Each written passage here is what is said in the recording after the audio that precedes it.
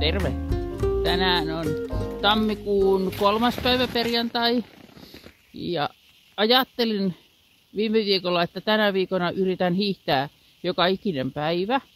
Ja niin on tehnytkin maanantai, tiistai, keskiviikko, torstai ja tänään on perjantai. Ja pakkohan se oli lähteä hiihtämään, vaikka pakkasta on nyt -27. Mutta ihan hyvin menee, kun on koko aika liikkeessä ja pitää vauhdin semmoisena hiljaisena, eikä liian kovaa, että tulisi hiki. Mutta muuten hieno sää, hyvältä näyttää maisemat, eikä pitää mennä toiseen suuntaan. Sieltä on tullut. Siinä on tuo joki on avoinna tuolta. Tai jäätynyt tietenkin, mutta ja vesi laskenut huimasti. Mutta tässä reunalla on ihan hyvä hiihdellä. Tästä tulee semmonen reilu tunti tästä mun lenkistä. Sukset on ihan hirveän tahmeet. Ei taho millenkään luistaa. Kai se on tuo pakkanen tekee tommoseksi huonoksi. Mutta ei no muuta niin, tässä hiihtelee postilaatikolle. Tämä on nyt 6. päivä peräkkäinen hiihtopäivä. Eli huomenna vielä, niin sitten pitää lepopäivä. Hauska haaste, vaikka on pakkasiakin ollut, mutta hyvinhän tämä on sujunut. Mennäänpä katsoa, olisiko siellä postilaatikossa joku paketti.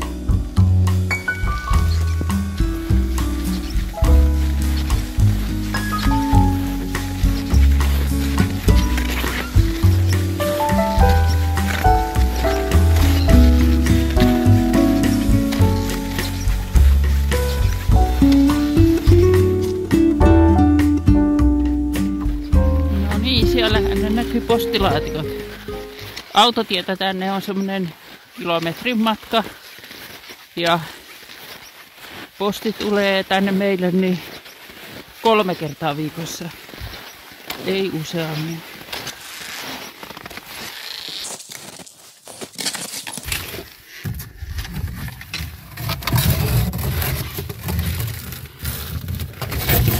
Onko siellä? No onhan siellä jotain tulla pohjalla.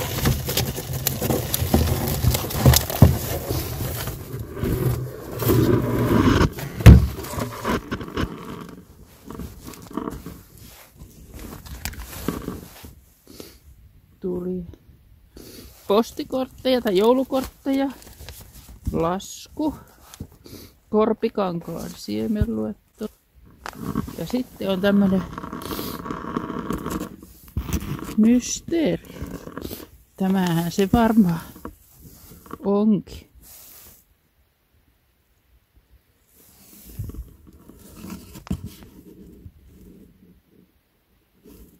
Eikä ole ainakaan näkyvää leimaa. No niin, katsotaanpa sitten sisällä. Laitetaan postireppuun.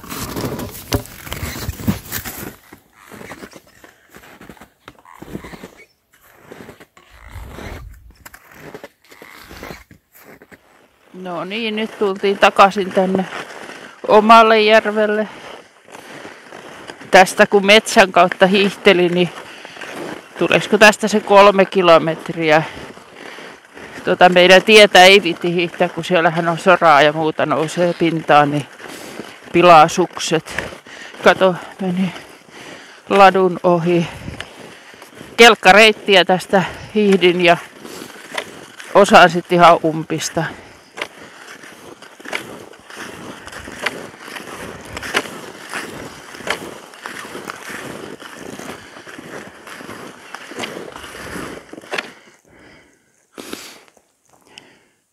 Tuommoista pakkashuurua.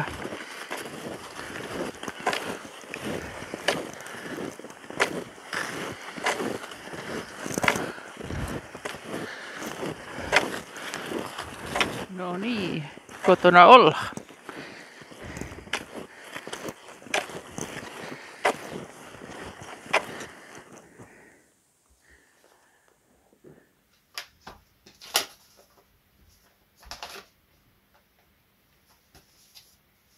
No niin, terve kaikille.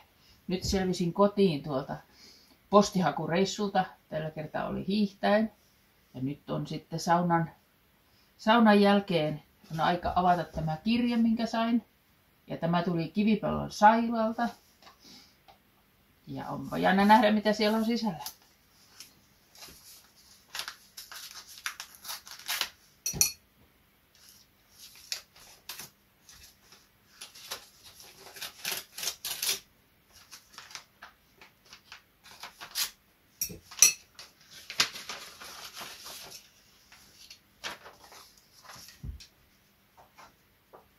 No niin, siemeniä. Niin kuin oli tarkoituskin. Hauska kortti. Hyvä aihe. Kanat. Kiitoksia vaan kovin paljon Sailan lähetyksestä. Ja nyt katsotaan mitä täällä sitten on. Eli tomaatin siemeniä.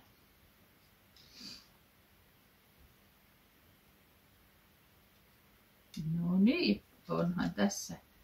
Ei paljon tarvi korpikankaan kuvastoa, se tuli samalla kertaa tuli tuolta, niin ei tarvi täältä ainakaan tilata tomaatin siemeniä. No niin, eniten näistä varmaan nyt heti ensimmäisenä kiinnostaa tämä Vienan Karjalan siemenet ja sitten evakkosiemenet. Ja nämä on silleen. Ja katsotaan mitä siinä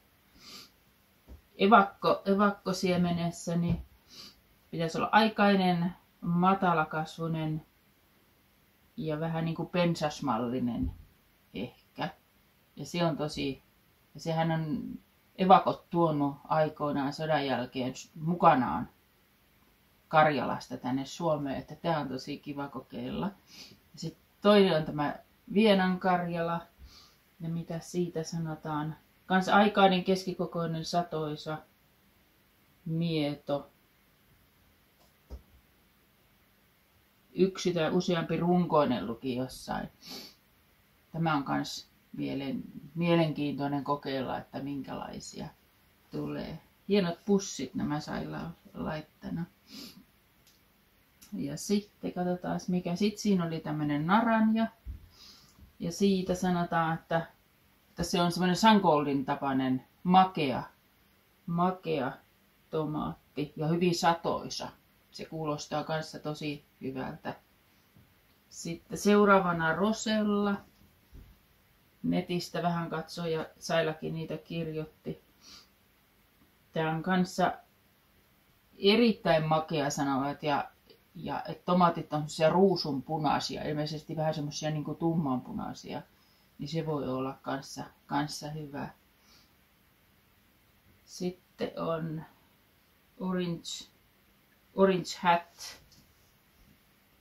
Nämä oli niinku runkotomaatteja pääasiassa nuo. Ja sitten on näitä kääpiö, eli kirsikkatomaatteja.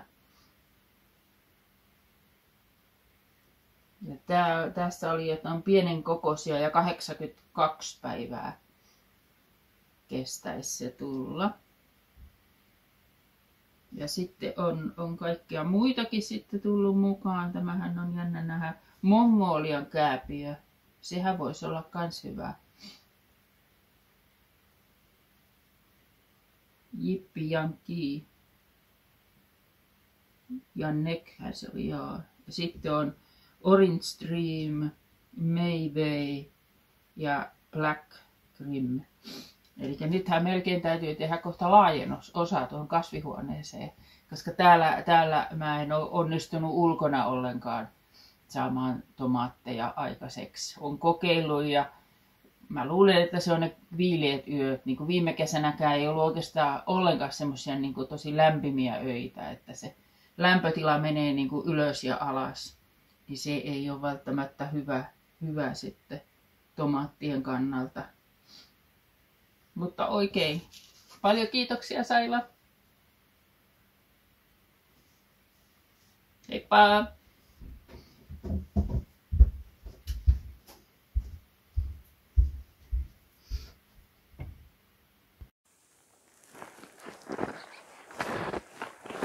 Nyt on tämmöisessä metikössä hiihtämässä.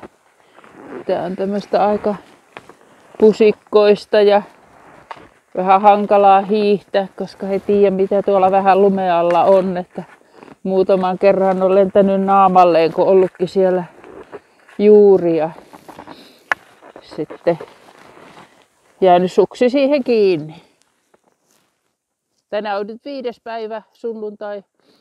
Ja nyt on 7. päivä, kun on hiihtämässä tällä viikolla. Eli ihan hyvin on mennyt. Ja ei ole tehnyt vaikeaa, vaikka oli pakkastakin, melkein 30 pari päivää. Tänään oli vaan, oliko se 16, ettei kovin paljon. Tulisikohan tästä yhteensä semmoinen 10 tuntia hiihtoa. Eihän se ole kilometreissä paljon mitään, koska tää on tämmöistä ladutonta menoa, mutta ihan hauskaa. Nyt alkoi luntakin satamaan. Toivotaan, että sitä nyt tulisi reilusti, että vähän ladutkin paranis. Hyvää viikonloppua kaikille. Esittelin tuossa juuri noita Sailalta saamiani siemeniä, mitkä hän oli tomaatit itse kasvattanut ja niistä kerännyt siemenet.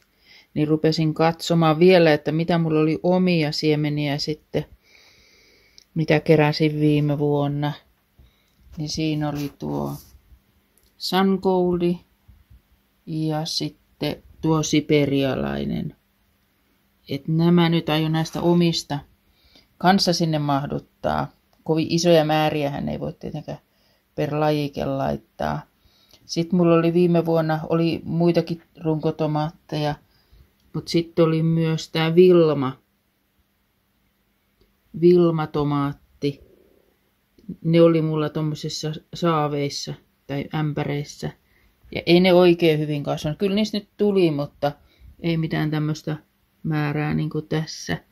Ja mä luulen, että mä en niitä, vaikka niitä jäi noita siemeniä tuohon, niin tuskin niitä sitten laitan. Kohtahan sitä voi joku ollaan tammikuun puolella, niin alkaa tekemään inventaario näistä siemenistä, mitä on viime vuodelta jäänyt ja mitä pitää tilata. Ainakin heti kun katsoo, niin yrttejä pitää tilata. Ne on kai, mä pistin varmaan kaikki suunnilleen mitä mulla oli viime kesänä. Kohta on esikasvatusten aika.